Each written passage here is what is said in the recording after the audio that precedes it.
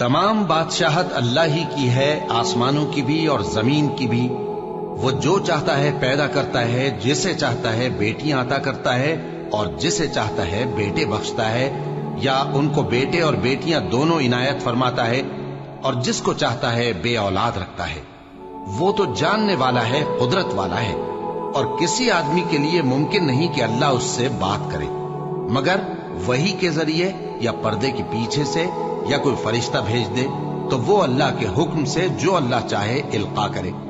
बेशक वो बुलंद व बरतर है, हिकमत वाला है। और इसी तरह हमने अपने हुक्म से तुम्हारी तरफ रूहुल कुदस के जरिए से कुरान भेजा है।